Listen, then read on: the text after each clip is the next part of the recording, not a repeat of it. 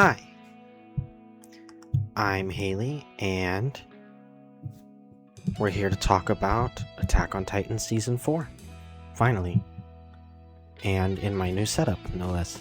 This will be my first My Thoughts on review episode recorded in my new setup. Also, sorry if I look a little tired. I just got done recording my Resident Evil playthrough. I was like, okay, I still have some time before I go to bed tonight. Let's get this recording done. So I took notes, and I'm going to break this down by the things that I think are most important about Season 4 to give you an idea of where I stand. That said, because this is the final season, I don't think you need a spoiler warning, so I'm just going to get right to it.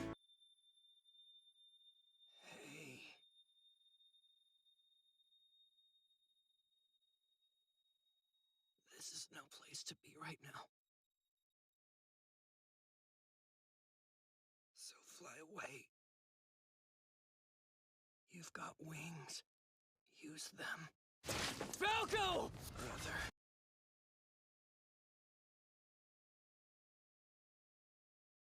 The first thing I want to talk about is the way this season starts. We're not looking at things from our protagonist perspective anymore. We're actually starting things out with Rhina and the Marleyans, but Rhina's kind of our pseudo-protagonist for the time being. And you see, well, him and also the kids. But in regards to Rhina, he really, like, you can tell he's kind of just, like, done with everything.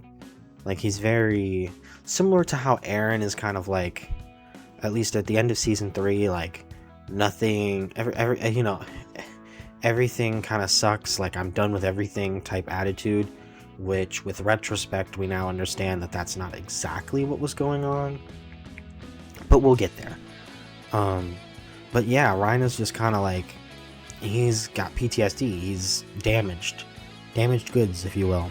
He knows that the people of Paradis, they're not devils per se, they're just people going through similar suffering as he and the other Eldians outside of Paradis. They're really no different. And it's really cool to see, honestly. And it's kind of like a twist on what I've been wanting for a while, which is at least one of the traitor characters to kind of defect over to our side. It's not quite that, but it's like a step from that. It's like, oh, he's not quite the enemy per se. He's just kind of a person living his life and doing what he needs to do to continue to survive. And he may have started out as an antagonist, as we saw through the flashbacks that he got, but I would not call him an antagonist by any means by the time we get to Season 4. And then there's the rest of the Marleyans, and you see kind of, and the Eldians, but like the goings on in Marley is honestly, it was a nice break from always being like in the POV of like Eren, especially. The further we go into this series, the more we step away from Eren as like our POV protagonist character. And Season 4, he's not even the protagonist anymore. He's just straight up the antagonist, and continues to be, like, right up until the very end. He's just the antagonist. Not necessarily evil, although I would make the argument he is. I would make the argument pretty much everybody here is in some form or fashion. But yeah, to step back to the people of Marley, you've got, I want to talk about Gabi and Falco, or Gabi and Falco. In the English dub, which is how I consumed this, they call her Gabi, so I think that's what I'm going to call her. But Gabi and Falco in particular. I like that very early on we see that Falco doesn't really give in to the brainwashing per se, you know? Where Gabi is like the complete opposite. She's totally brainwashed. She is absolutely ready to give her life for Marley. You might as well make her a Marleyan citizen. Not that she ever could be, because she's an Eldian, but just, she's all gung-ho, and people like her, you know. Where Falco's like, yeah, I don't know about this.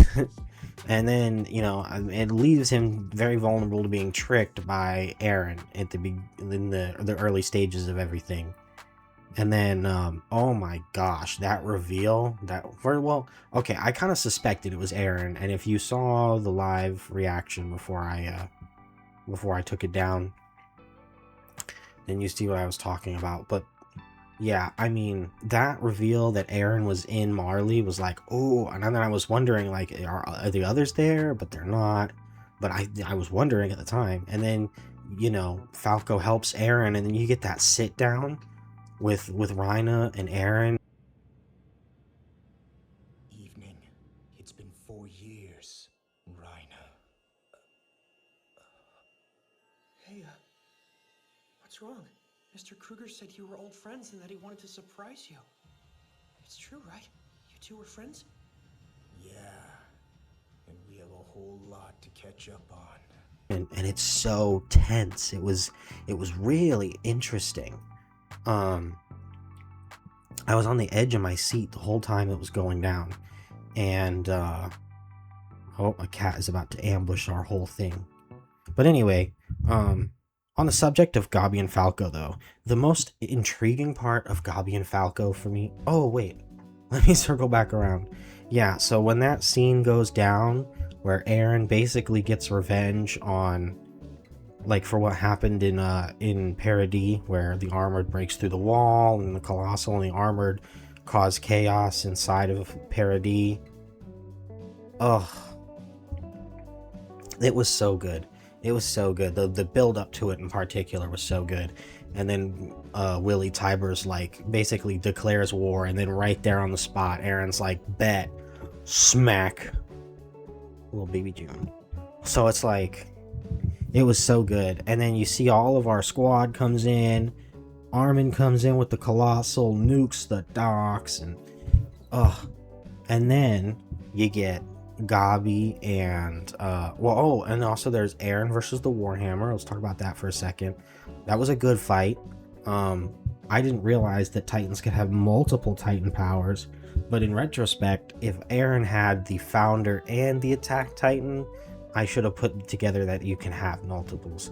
However, in my defense, I didn't 100% understand that the Attack Titan and the Founding Titan were two different Titans. I thought they were just the same thing with different names. And then, let's see. Sorry, I'm not used to this microphone. I'm not used to having to hold a microphone. But the sound seemed better. So, where does that put us at? Yeah, the Warhammer versus Eren was a pretty good fight. But I'm not really here to talk about the fighting, if I'm being honest. Next, I want to talk about Gabi and Falco and their little adventures. We've been told that outside of the walls, the majority of people think we're a race of devils. But I don't understand how people we've never met can hate us so much. So please, help me, explain it. What have we ever done to them? What did my mom do to make these people hate her? For thousands of years, your kind brutalized and slaughtered people all over the world! Thousands of years? How could you have let yourselves forget this? Imagine! So stop playing like you're the victim! But my mother spent her whole life here on this island. She couldn't have had anything to do with all that.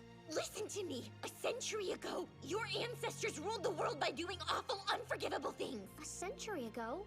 Okay, but what about the people here now? What unforgivable things have we done? Your ancestors slaughtered countless people all over the world! My mother didn't kill anybody! Tell me, why did she have to die? She never hurt a soul, so why? It must have been for something, right? It doesn't make sense otherwise. Is the world we live in just that horrible, or is there a reason? Spit it out! Why was my mom eaten alive? Tell me! Tell me why! Reconnaissance in force. You and your mother just happened to get caught up in it. Your mom was innocent. She didn't deserve that. I'm sorry.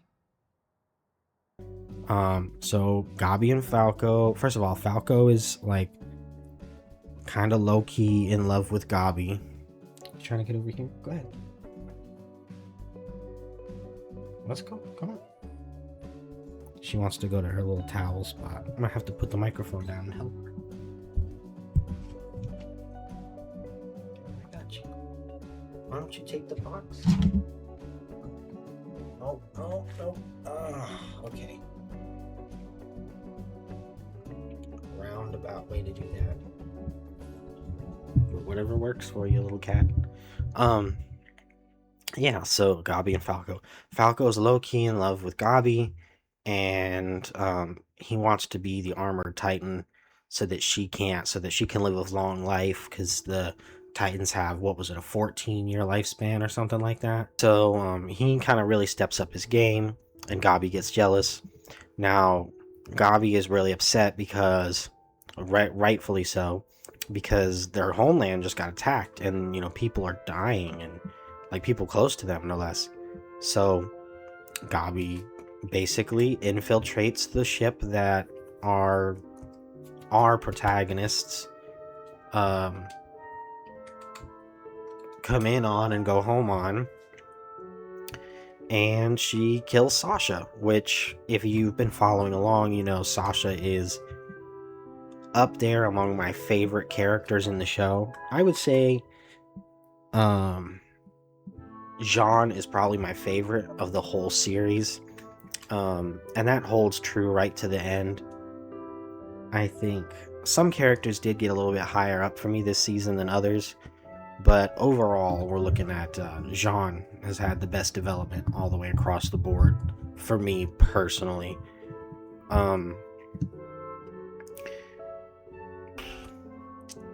But so Gabi and Falco, they end up on the ship and they kill Sasha. They're captured, they're in prison, but they break out of prison, and Gabi and Falco are on the run. And where do they end up? But lo and behold, the orphanage run by Sasha's family. And I remember I teared up so bad when that scene, when like all of that was going down, because it's like Gabi and Falco, they're seeing like these are good people, like they're not devils, they're great. And then like it was just, I can't remember exactly how I worded it, but it's like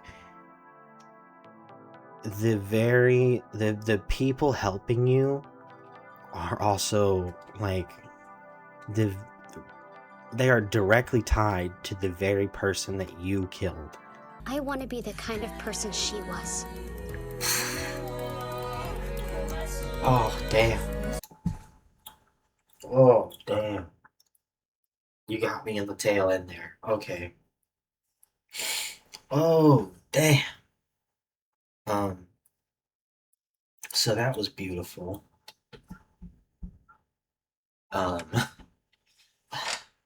It's so sad. It's so sad to see, like, Gabi's so... What's the word? I'm all emotional. I can't think straight. It's so sad to see she's so, like,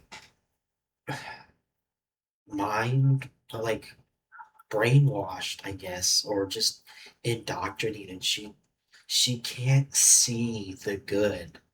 She's like, every time she's confronted with it, it's like something in her mind just, no, they're evil. And she doesn't even know that the person who could have helped her, the person who would have helped her before anybody else on this, probably on this island, is the very person that she shot and killed. And she doesn't even know. She doesn't even know. Oh, it's so tragic. This is such a good show, man. And it's like, that's crazy. That was so crazy to me. And they're seeing it in real time. They're like, the wheels are turning, but they're just not there yet. Especially Gabi. Gabi is so brainwashed, It's like every little thing that happens is like, it just well, not even right over her head, because the wheels turn. You can see like it's very well, like, from a directing standpoint, very well put together. They really show you, like, the wheels are turning. You can see it in the way she looks, in the way she talks, the way she acts, the way she hesitates with certain things. You could see, like,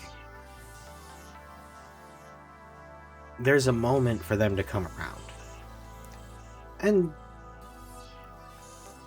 it ends up being pushed to the guy that they end up talking to was a guy in love with Sasha, who Gabi killed.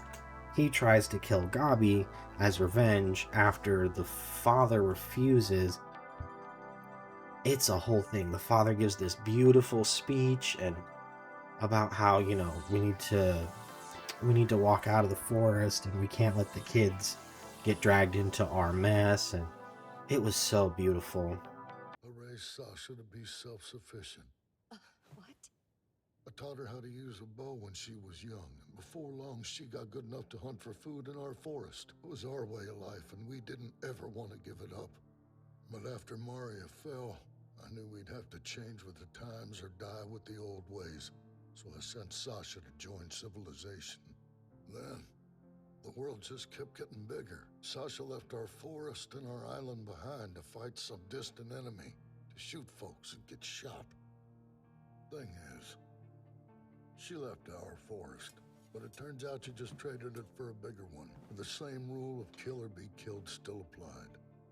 I reckon Sasha died because she wandered in that forest for too long.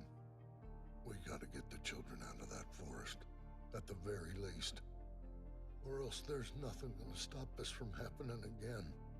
And again. The way I see it, when it comes to shouldering the sins and hatreds of the past, that burden should fall to adults like you and me. And then of course, you know, Falco's out for the count, and it turns out he's the Beast Titan now. And, which also, come to think of it, right? So Falco had Beast Titan powers while Zeke was still alive. Because, you know, if I can pull up the scene, I might, but Zeke was still alive and Falco was alive. Both had Beast Titan powers. I guess is the point that I'm trying to get at here. I would have thought that you had to die for that to happen, like, but I guess not.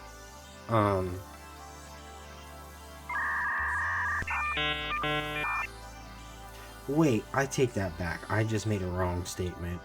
No, he didn't have Beast Titan powers. He had Jaw Titan powers. That's what it was. My bad, guys. Jaw Titan powers.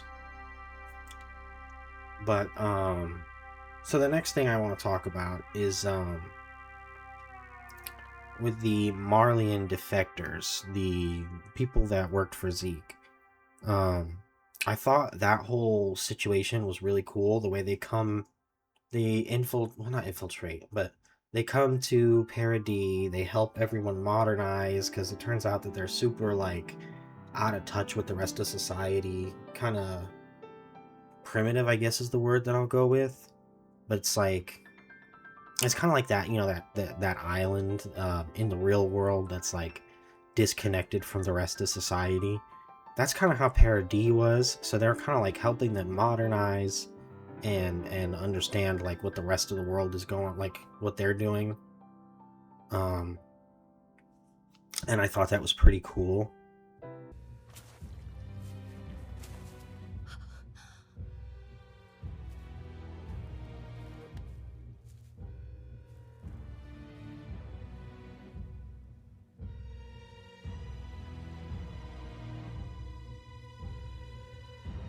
It's 36 degrees. And this dude is walking down the road buck naked. You know what buck naked means? He's not even wearing his socks. And then that leads into Zeke, who got a lot of shine this season. Really the whole show. I mean, Zeke's been a presence. He just hasn't been always a presence as Zeke. For most of the series, he's been this looming threat of the Beast Titan, who arguably the Beast Titan hasn't even been, you could make the argument that he's really not all that busted. He just seemed busted because at that point the only Titans we'd had any exposure to, well, we had exposure to a lot of them, but but they weren't doing the kind of damage that the Beast Titan was able to do, and he was just effortlessly like ruining our day all the time, especially in season 2. And Zeke got so much this season. I mean, you know, he, first of all, there's that euthanization plan and that working with Eren business, and he's like, you see how cunning he is. And I even made a joke at one point. I said, like, this guy is like the Batman, the Kenjaku of Attack on Titan. Like, he's got plans on plans on plans. And I'm specifically, when I said that, I was referring to was when he was specifically what I'm referring to is when he was captured and in the forest, and it turns out that the spinal fluid was distributed all about with the wine, and he used that opportunity to basically turn everybody into Titans with his scream so he could get out of the forest. But then Levi's like, nah, I ain't having that shit. And then we get the flashback with the like guy that's like a dad to him, and his relationship with his real dad, who is also Eren's dad. So it turns out Eren and Zeke are brothers, and they kind of elaborate on that. And it was just really cool. It was really cool, and to see kind of Zeke's frame of mind. And I don't really agree with his plan, to be honest. Like, oh, let's euthanize all Eldians, and we'll just kind of... It was very, like... It's not your place to decide, like, if we can or cannot have children, sir. And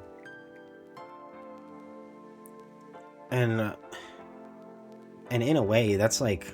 That's a form of genocide, right? Like, that's really...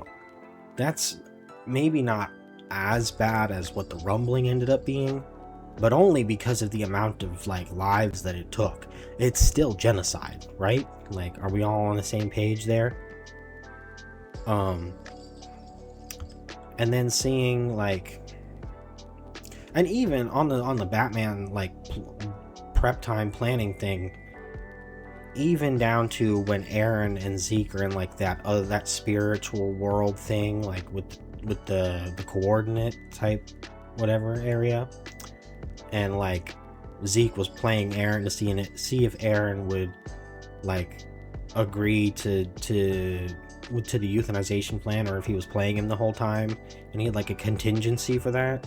And it's like, all right, come on now, this guy is crazy. This guy has got the IQ of fucking Albert Einstein or something. I don't even know. And yeah, and then he loses, and he's all like defeated and stuff. And we'll get there. All right, so we're gonna transition now from Zeke over to, I want to talk about Eren as the antagonist of this arc, or of this season, and I guess by extension Floch. First of all, let's talk about Floch for a minute.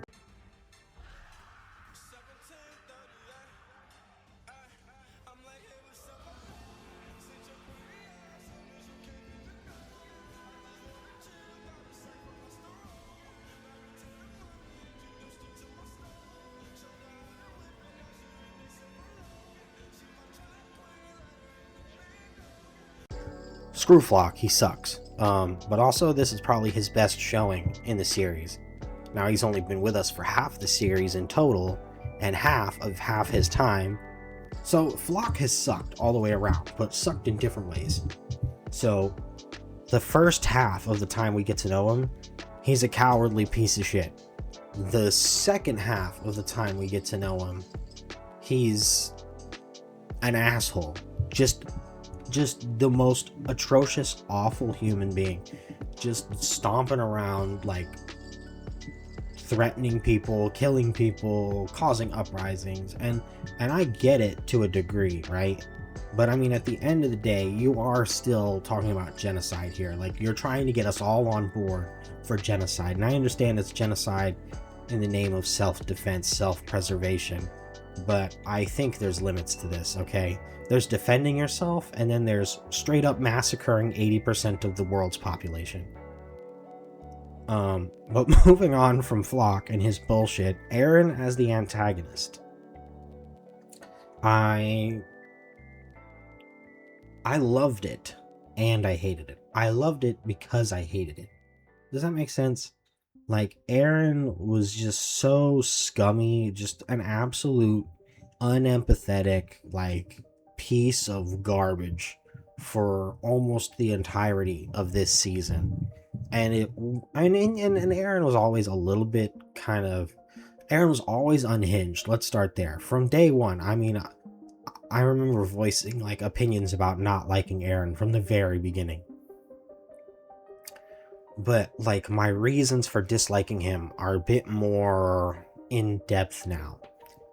And I don't mean as a character. Like I like him more as a character because he's more fleshed out, he's deeper, more nuanced. But like if I met Eren in real life, I'm anti-capital punishment to a fault. I can admit that. But I am not anti-whooping this man's ass. And I'm not saying I'd whoop his ass, because he would throw me, he would toss me in the garbage can like Armin.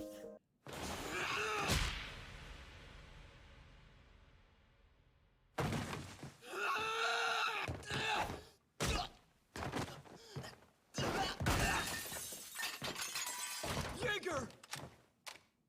I don't need help. Hey, Armin. The two of us have never actually fought before, have we?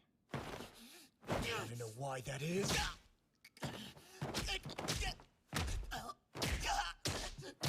It's because it could never be a fair fight!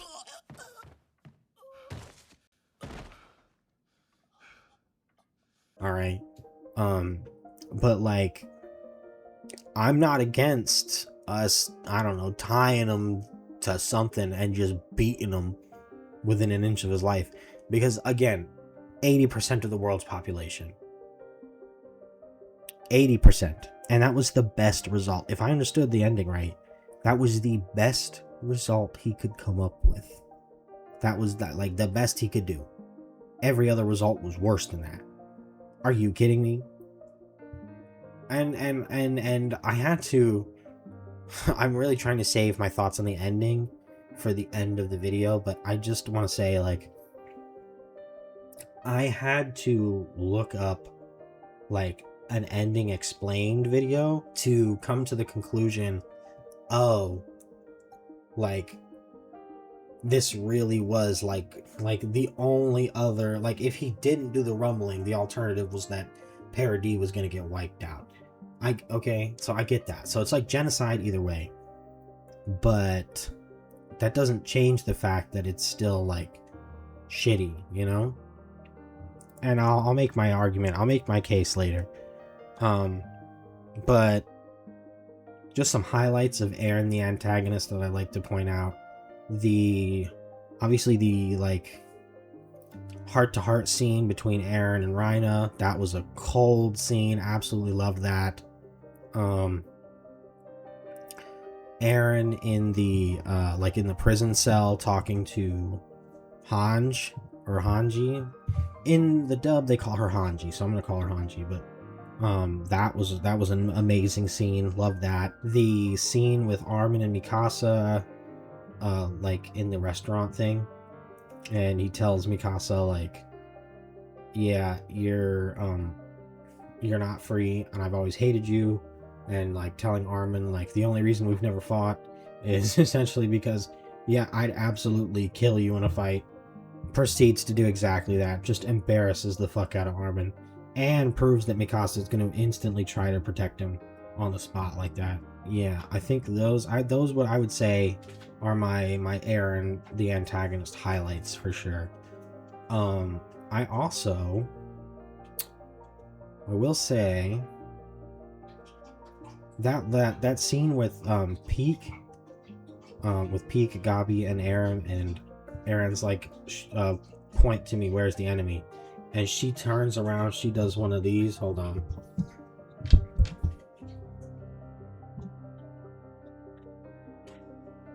She hits him with one of these.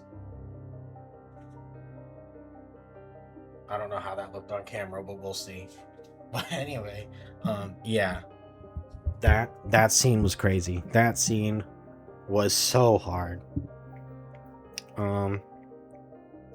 And then the great thing about Eren as an antagonist, and this is the next thing I'd like to talk about, the way that essentially by doing what Eren did, he kind of unites all factions together.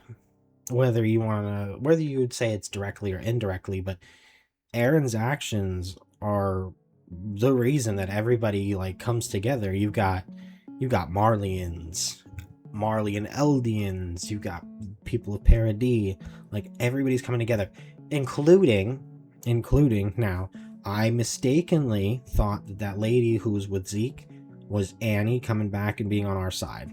All right, easily one of the funniest mistakes I've ever made. But Annie did come back, and she did come to our side. The whole squad came to our side, including, posthumously, Bertold. Even Bertold, technically, ended up coming to our side. So I thought that was really cool. Like, in an indirect way, Eren's bullshit, the rumbling, everything, it kind of, in a way, brought the whole world together. And even that, like, random throwaway general guy towards the end there, gave that speech about, like, us hating each other and we brought this upon ourselves, like that whole speech. In victory or in defeat, the burden is not rightfully yours to bear. That responsibility lies with those of us who came before you. We cultivated hate, nurtured our resentments. We let ourselves believe that could save us. And what came of our failings, we simply dumped onto the island of devils. This is the result. Those failings gave rise to the monster you see, and it's marching our hatred back upon us. So if, somehow, we can secure a future for our world, I vow to never repeat those same mistakes. So help me God. It was the summarization of exactly how I felt. And then that brings us to, we're almost at the end here, the rumbling. All right, I knew of the rumbling before I ever set out to watch Attack on Titan, and I didn't know exactly what it was. I knew that it was basically mass genocide, but I didn't understand why it was happening, how we got here, you know, or for that matter, what exactly it was, like the details. So let's talk about that. In terms of like what it is, conceptually, really cool, right? Like I would feel so hopeless in that situation. You just see, like, one Colossal is terrifying, okay? Like, the Colossal is easily, like, the most, like, when you see that scene in, was it the first episode or the second episode? Just the Colossal peeking over the wall. That gives me chills to think about. I think it even gave me the heebie-jeebies when I seen it for the first time, because he's just, oh, he's just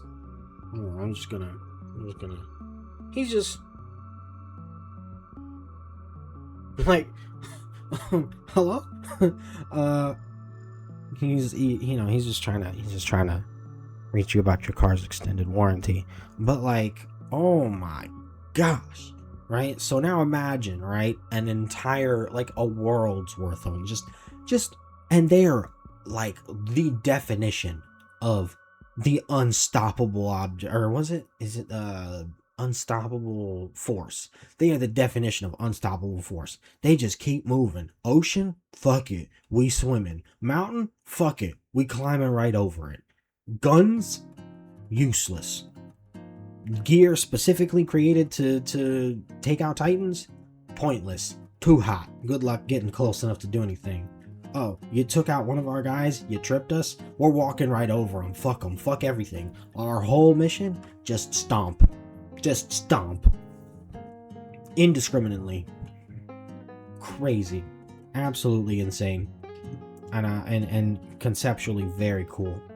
Very scary, very spooky. Probably would make a great game, honestly. But anyway, and then the scenes you get where it's like people running away from it, you feel how hopeless it is, and you hope that like oh, maybe they'll find somewhere to hide and they'll be all right, or you know, the marching will stop. You know, our heroes are gonna come in and save the day, or somebody's gonna come in and save the day. Nope, stomped, stomped, stomped. Every time I think like with that kid was like the refugees. That was sad. I teared up watching that. All of this culminates to what are my thoughts on the ending, like the actual ending itself.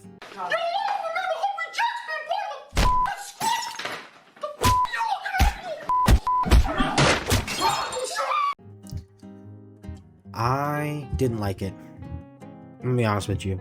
I always hate time travel. I can't think of a situation where I liked the time travel mechanic being introduced into a narrative. If I'm wrong, I just can't think of anything, alright? Harry Potter, it was cool, doesn't affect the narrative too much, but I didn't really like it. I don't really like it. I didn't really like it in Ben 10. What else uses time travel? There's like the Call of Duty, like Treyarch Zombies storyline uses sort of time travel, but it's more of a dimensional thing. And I still don't really like it that much, to be honest. Yeah, I can't think of a scenario where like I liked the time travel mechanic. I hate it every time because it just convolutes shit. And like, yeah, there was some nice scenes from it, but even those scenes were like the bullshit where it's like Aaron's like going back in time and like talking to like people, but then what's this memory wiping bullshit? Like, you're not gonna remember this conversation until the moment that I die. What the fuck do you mean? Which Titan has that fucking power? I guess the Founder, because the Founder can do anything, but it's not like that was like explicitly explained to us. And it's like, oh, well, Haley, why don't you just, you know, infer from the narrative? Not everything needs to be painted out for you. Yeah, I get that, okay? But like, this shit came out of nowhere. Like, oh, well, there was signs. If you go back and rewatch it and pay attention to the signs, fuck the signs, okay? This was a bullshit ending. Again, genocide. Worldwide, 80% and the worst part is it didn't even fucking matter. Because guess what? The implication, since we're inferring things, is at the very end, there's still going to be war. It's just going to be war without Titans. So, again, I ask you, what was the point? And then he breaks down like a child, which maybe he's the mind of a child. He breaks down like a child after like, no, I can't think of a better way to explain this, but I mean, he treated Mikasa like shit a lot of the time. Like she was a second thought up until, according to that ending explain video that I had to watch, up until he gets these memories of like the future and shit. Like, he was treating her like an afterthought before that. So this, oh, I was trying to push you away excuse is bullshit, okay? I don't want to hear it. It just, I don't know, it seemed convoluted. It seemed like an ass pull. I don't even know if... I want to know your opinions, okay? Would it have been better if we left things off the way we did in Season 3? Now, I understand, Season 4 is great, alright? I'll say it up front.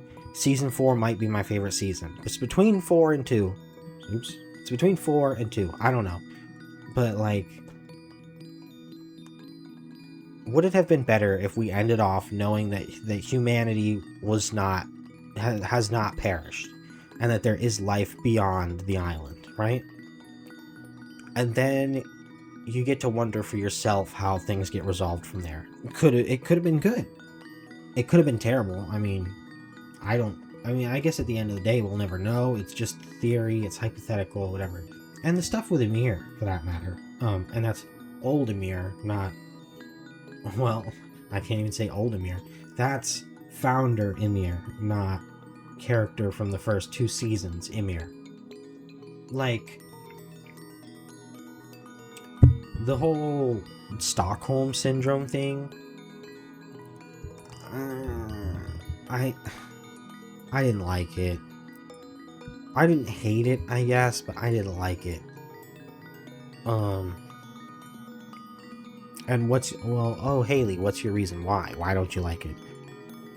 I don't know, it just came out of nowhere. It came out of nowhere. I guess that's my problem. My problem with a lot of what happened, flashback or flash forward, whatever, everything outside of, like, everything to do with, like, the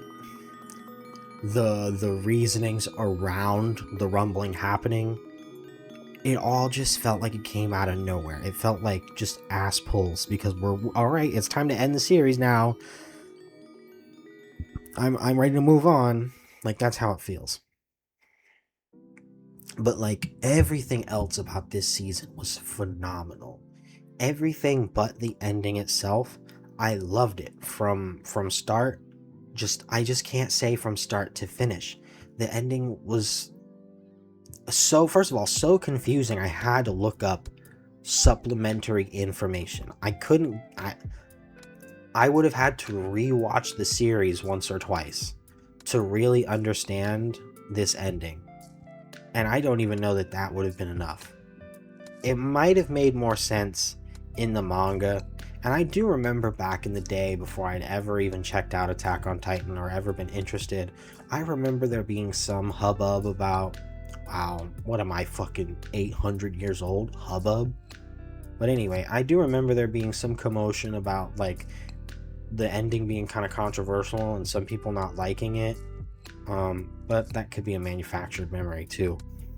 But if it's true, I get why now, because, like, it's so jarring and confusing, and it might be, they might play into each other. I might be a little bit confused because of how jarring it is, and it might be jarring because it's so confusing, right?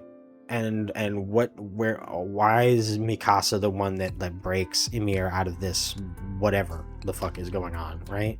And I say that rhetorically, because I understand that it's because Mikasa is in love with Eren the same way that Ymir is in love with Fritz, and how Mikasa had to, like, let go of her love with Eren for the greater good, something that Ymir is, like, failing to do. Like, I get it on, like, that surface level, which honestly, I don't even know if I got it that much before the ending explained video. But, like, I guess my point is I didn't like the ending, okay? That's my point, if it's not been clear yet. But that aside, right? So what about the season as a whole? I loved it. It very well might be my favorite season if it weren't for the ending. I'd have to go back and rewatch season 2 to tell you, like, which one I liked more. I think it might come down to just season 2 at this point. And then the series as a whole, where does that fit into the grand scheme of things for me? The truth is, Attack on Titan might be one of the best anime I've ever watched. It's very high quality, very good animation, very good soundtrack. It's got a lot of energy.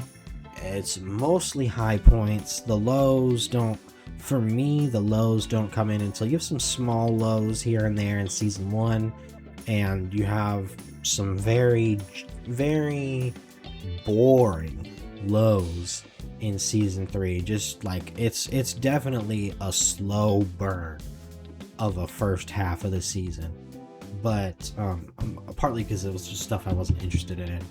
But like season 2, it's like from start to finish, just we moving. It's reveal after reveal, thing after thing, event after event. It's going. And same with season 1 to an extent. Like, it's just going and going and going and going. So it's a very fast-paced anime overall. The cast is very likable. Well, once you warm up to it, and like, it's a very likable cast. Like, I loved Sasha from start to finish. Jean is intentionally unlikable, and then you watch his character grow, and he's a wonderful example of a character who's just like a piece of, well, not a straight up piece of shit, but just like kind of a sleaze, and you see him become more responsible, much more like just a better person overall. And that culminates in that scene where it all comes to Like, you see the full fruition of it in the scene where he has the opportunity to revert back to his old ways with Flock, and Hanji comes in and is like, you know, this is the spot, meet up, we're gonna do something about all this bullshit going on. And he had the opportunity to walk away, to turn a blind eye and not go back, but he did the morally, in his mind, the morally right thing over the comfortable thing. I would say the most unlikable person in the cast is probably Eren. I have just not been fond of Eren for a lot of the series. And that's not necessarily a bad thing. He's immature, naive, very scrappy, and I like scrappy characters, but he's the combination of things with the scrappiness makes him unlikable to me. As a matter of fact, Season 4 Eren is my favorite Eren, despite the fact that he's also the biggest piece of shit of the versions of Eren. Actually, I would argue he's just a straight up piece of shit at that point.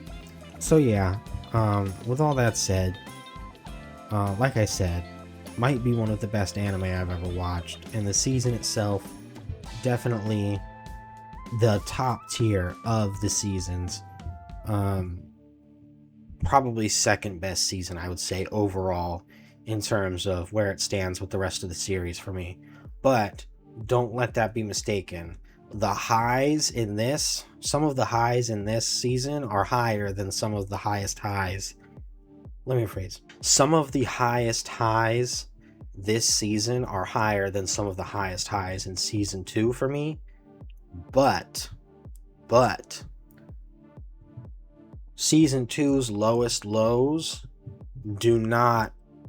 are still significantly higher than some of the like middle ground parts of season 4 for me. Like, season 2 is just great. I fucking loved season 2. And clearly it shows, because it's apparently my best performing video, which means my love for it must show in some form or fashion. But that's some meta talk right there. So with that said, that's going to be my review for Attack on Titan Season 4. The rest of this, I just kind of want to take the opportunity to address some things before I let you guys go. So if you're just here for the review and you don't care about any of the additional stuff, like what I will be reviewing next and my plans with the channel and all that, you can go ahead and click off the video. But for the rest of you who are maybe more attuned to the channel as a whole and less about this specific Attack on Titan series, probably I'm going to watch Jujutsu Kaisen Season 3 now that it's over and I'm done with Attack on Titan. And then after that, I'm thinking I'm going to catch up on Dandadan because I watched Season 1. I'm going to want to rewatch it for the review. And then watch Season 2 because I haven't seen that at all yet. And then after that, I think I'm going to dip into the Avatar series. That's Avatar The Last Airbender, not Avatar with the blue people. So the reason I want to is because Seven Havens is supposed to be coming out in 2027, allegedly. And I've never seen Legends of Korra. I've only ever seen The Last Airbender. So I thought it'd be nice. You get something I'm familiar with and I can talk about why I love it and why it's kind of core to my personality. Like how it's core to some of my values growing up and stuff. And then I get to watch something I've never seen before and give my own opinion, because some people don't really like Legend of Korra and other people love Legend of Korra. And I don't know anything about it besides the fact that Korra is supposed to be some sort of bending prodigy.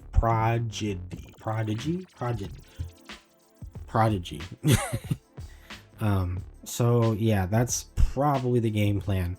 As you can see, this channel has shifted quite heavily into gaming content as well. And I do have a plan, okay? Especially now that I'm not doing the reactions, my balancing, some of you might be worried about, like, well, it took you 2 months to go from season 3 to season 4 review. Are the reviews just going to come out like a month at a time or several months at a time? What is this? I do have a plan. I don't think I'll be able to maintain my weekly uploads that I was doing at the beginning of this channel, and obviously I'm not going to be able to do as frequently as I was before I moved, and you see this new setup here now. But I will try to make it pretty frequent. I have kind of a system that I've been working with that I think is working pretty good, and we'll see how long it takes me to turn this video over. I'm also hoping with this new setup that I can give you kind of higher quality reviews. So we'll see how this one turns out, and depending on how this one turns out, you can hope to expect this same level of quality moving forward. And I hope that the jump in quality, regardless of how small or significant that it ends up being, I hope that jump in quality is going to make the wait worth it. So those of you that are here for the reviews, I appreciate you being so patient. And for those of you that are here for the gaming, I appreciate you for hopping on board. And for those of you who are here for both, or you're just here because you like me, which, you know, I would hope some of you are, that's kind of the point. But regardless of why you're here, thank you for joining me, and thank you for being a part of this thing that I've always dreamed of doing for most of my life. But that's going to be all. Thank you, and have a great day. Bye.